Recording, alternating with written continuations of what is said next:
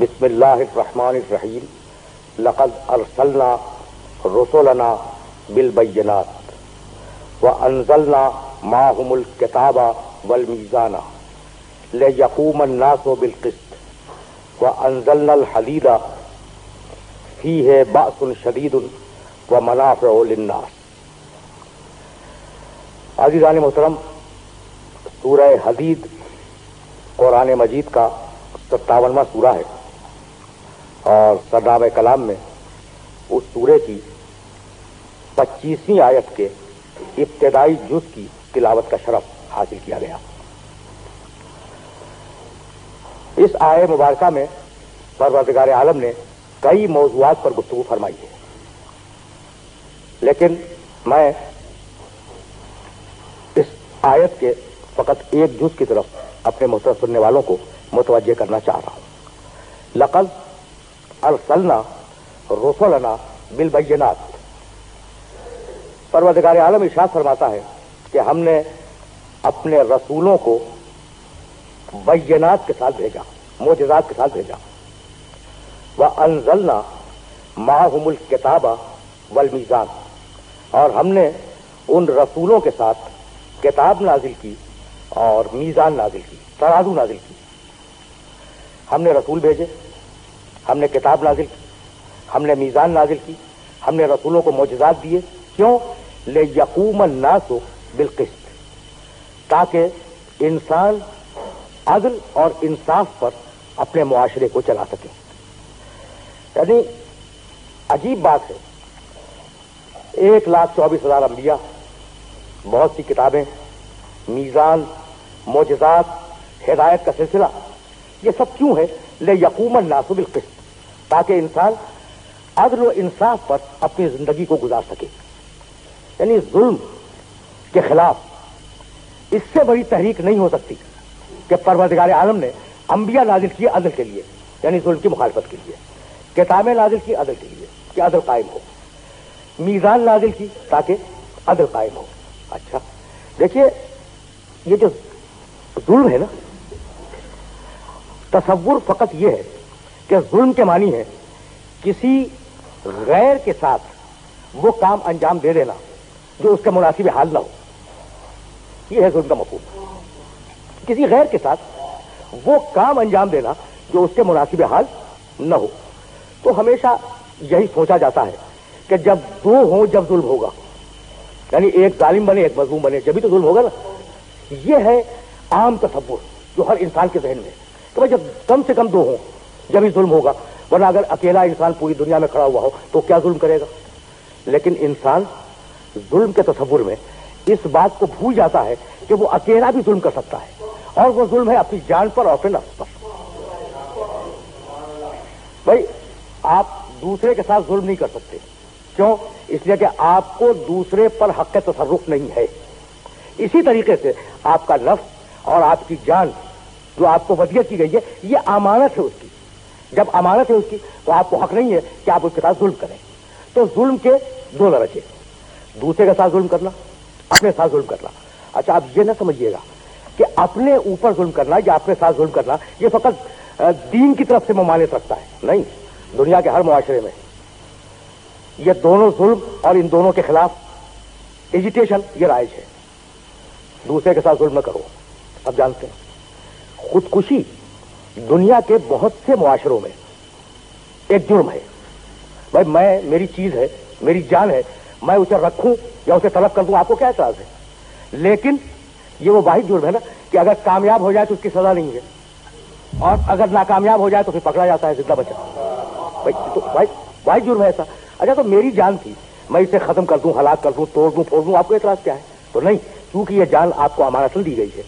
اب چاہے حاکم مانے یا نہ مانے، اس کے لاشعور میں یہ بات ہے کہ یہ جان میری اپنی ذاتی نہیں ہے، مجھے امانتاً چونکہ دی گئی ہے تو مجھے اتنا ہی حق تصرف ہوگا جتنا اختیار میں دیا گیا ہے، اور جو ہماری جیوسڈکشن سے، ہمارے دائرۂ کار سے باہر ہے، ہم اتنا حق تصرف استعمال نہیں کر سکتے۔ تو اب ان دونوں ظلموں کو ختم کرنے کے لیے پروردگار نے کیا کیا؟ ارسلنا رسلنا بالبینات، ہم نے پیغمبر بھیجے، اور وہ پیغمبر بھیجے بینات کے ساتھ، بہت ٹھنڈے جیسے سماعت کرتے جائیں۔ ہم نے پیغمبر بھیجے، لقد ارسلنا رسلنا بالبینات۔ یہ بینات کیا ہے؟ یہ بینات ہے جمع بینے کی. بینے کے معنی کیا ہے؟ روشن دلیل، ایسی دلیل جسے رد نہ کیا جا سکے، ایسی دلیل جس سے حقیقت کھل کے سامنے آ جائے. مثلا کوئی شخص عدالت کے سامنے دعویٰ لے کے گیا، کوئی اپنا ایک دعویٰ، عدالت نے اس دعوے کو قبول نہیں کیا.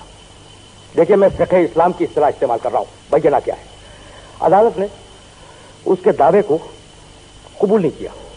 وہ اپنے معاشرے سے، اپنے سماج سے، اپنے محلے سے دو انتہائی عادل، ثقہ، معتبر، مسلمان، متقی اور پرہیزگار شخصوں کو لے کے گیا، دو عادل گواہ، اور اس نے اپنے دعوے کے ثبوت میں ان دو عادل گواہوں کو عدالت کے سامنے پیش کر دیا. اب فقہ اسلام کی اصطلاح میں یہ کہا جائے گا کہ عدالت پر اور اس کے دعوے پر بینہ قائم ہو گیا. تو اب بینہ کے معنی کیا ہے؟ بینہ اتنی روشن دلیل جسے جھٹلایا نہ جا سکے، بینہ ایسی واضح بات جس سے دعوے کی حقیقت سامنے آ جائے. تو پروردگار عالم نے تمام انبیاء و مرسلین کو بینہ دے کے بھیجا، اور اس بینے کو ہم اردو کی اصطلاح میں اور دین کی اصطلاح میں معجزہ کہتے ہیں. اچھا بھائی، بینہ کیا ہے؟ معجزہ. معجزہ وہ روشن دلیل کہ جس کے بعد آپ کسی نبی کے دعوے کو جھٹلا نہ سکیں، کسی نبی کے دعوے کی تکذیب نہ کر سکیں. آج کے عہد میں ان معجزات کی حقیقتیں زیادہ واضح ہو رہی ہیں. بھائی کل کا واقعہ تھا نا کہ سلیمان علیہ السلام اپنی بساط پر، اپنے قالین پر بیٹھ کر پرواز کرتے تھے. ہوائی جہازوں نے اس کے امکان کو بہتر بنا دیا، یعنی ذہنوں کے اندر روشن ہو گیا. ہوائی جہازوں نے بساط سلیمان کو روشن کیا، واضح کیا. اچھا یہ کل کا واقعہ تھا کہ عیسیٰ علیہ السلام نے مادرزاد اندھے کو اچھا کر دیا. آج قرنیہ کی تبدیلی سے اندھے کو آنکھ دی گئی یا نہیں دی گئی؟ کل ایسا ہوا کہ مردے کو عیسیٰ علیہ السلام نے زندہ کر دیا، اور آج دل پر مالش کر کے، بعض متمدن ملکوں میں یہاں وہاں دل کو مالش کر کے کچھ دیر کے لیے مردے کو زندہ کر دیا جاتا ہے. کبھی ایسا بھی ہوتا ہے کہ وہ زندہ رہ جاتا ہے. اچھا تو سوچنے والا یہ سوچ سکتا ہے کہ بھائی کل کے بساط سلیمان میں اور آج کے ہوائی جہاز میں فرق کیا ہوا؟ کل کی بینائی عطا کرنے میں اور آج کے قرنیہ تبدیل کرنے میں فرق کیا ہوا ہے؟ سوچ ایک بات. کل مردہ زندہ ہو گیا، آج ہم نے دل پہ مالش کر کے اسے زندہ کر دیا، فرق کیا ہوا؟ تو بھائی بات یہ ہے کہ جس کے اسباب معلوم ہو جائیں، جس عمل کے اسباب معلوم ہو جائیں، وہ عمل معجزے کے مشابہ تو ہوگا، معجزہ نہیں ہوگا. اور جس کے اسباب معلوم ہی نہ ہو سکے کہ یہ کس سبب سے ظہور پذیر ہو رہا ہے، اسے معجزہ کہا جائے گا. یعنی میں کہنا یہ چاہ رہا ہوں، اپنے محترم سننے والوں کی خدمت تک یہ بات جملہ پہنچانا چاہ رہا ہوں کہ بھئی چاند پر پہنچ جانا اور ہے، چاند کو توڑ دینا اور ہے، سورج کی شعاؤں کو اسیر کر کے اس کی قوتوں کو استعمال کرنا اور ہے، سورج کو پلٹا لینا اور ہے، دور ترین سیارے پہ اتر جانا اور ہے، اور قاب قوسین پہ پہنچ جانا اور ہے. تو ہم نے اپنے پیغمبروں کو ایسے محیر العقول کارنامے دیے، ایسے محیر العقول اعمال و افعال عطا کیے کہ وہ روشن دلیل بن جائیں ان کے وجود پر، ان کی نبوت کے وجود پر. اب اگر یہ بات واضح ہو گئی تو اب یہی سے سلسلہ فکر آگے چلے گا. اچھا پیغمبروں کو کیا دیا؟ بینات دیے، اور بینات دے کے بھیج دیا. اب کیا نازل کیا؟ انزلنا معہم الکتاب والمیزان. ہم نے ان رسولوں کے ساتھ کتاب نازل کی، اور کیا نازل کی؟ میزان. میزان کے معنی ہے ترازو. یہ ذہن میں محفوظ رہے. کتاب آئی، حضرت داؤد نام پہ زبور آ گئی، حضرت موسیٰ علیہ الصلوۃ والسلام پہ توریت نازل ہوئی، حضرت عیسیٰ علیہ الصلوۃ والسلام پہ انجیل نازل ہوئی، پیغمبر اکرم صلی اللہ علیہ وآلہ وسلم پر قرآن مجید نازل ہوا، اور صحف بھی رسولوں پہ نازل ہوئے. کتابیں تو ہیں، اب تحریف شدہ ہی صحیح. توریت تو ہے، کتنی بھی اس میں انسانی ہاتھ نے تحریفیں کی ہوں، لیکن بہرحال توریت ہے، سامنے موجود ہے.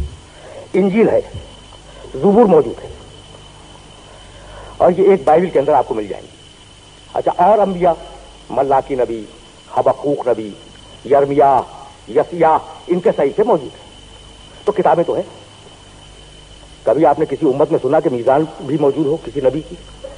نہیں ہے. داؤد کی زبور تو ہے، داؤد کی میزان نہیں ہے. اچھا موسیٰ علیہ السلام کی توریت ہے، موسیٰ کی میزان بنی اسرائیل میں کہیں محفوظ ہو؟ نہیں ہے. عیسیٰ علیہ السلام کی کتاب ہے، میزان نہیں ہے. تو قرآن تو کہتا ہے کہ ہم نے رسول پر کتاب بھی نازل کی، میزان بھی نازل کی.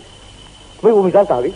اچھا چلو وہ پچھلے نبی تھے، ہو سکتا ہے کہ ان کی امتوں نے جیسے کتاب میں تحریف کی میزان کو توڑ کے پھینک دیا، لیکن ہمارا نبی جس کی کتاب محفوظ ہے، جس کا دین محفوظ ہے، اور جس کی کتاب اور جس کے دین کو قیامت تک محفوظ رہنا ہے، اس کی میزان کہاں گئی؟ اچھا اب آپ یہ کہہ دیں کہ جناب اس کی میزان تھی گم ہو گئی، تو میں ذکر تو آتا وہ نبی جس کے اعضاء کی ڈیٹیلز سیرت کی کتابوں میں موجود ہے، جس کے لہجے کے تفصیلات کتابوں میں موجود ہے، جس کے اٹھنے بیٹھنے کے سارے تفصیلات کتابوں میں موجود ہیں، اس نبی کی کتاب تو ہے ہمارے پاس، میزان کی طرح ہے نا، قابل غور بات۔ اچھا تو اور یہ بھی طے ہے کہ دنیا میں عدل کا معاشرہ قائم نہیں ہو سکتا جب تک کہ دو چیزیں نہ ہوں، وَأَنزَلْنَا مَعَهُمُ الْكِتَابَ وَالْمِيزَانَ، ہم نے رسولوں پر کتاب نازل کی اور کیا نازل کیا؟ میزان۔ کیوں؟ لِيَقُومَ النَّاسُ بِالْقِسْطِ، تاکہ ان دونوں کے سہارے انسان عدل پہ قائم ہو سکے۔ تو تنہا کتاب کافی نہیں ہے عدل پہ قائم ہونے کے لیے، تنہا میزان کافی نہیں ہے عدل پر قائم ہونے کے لیے۔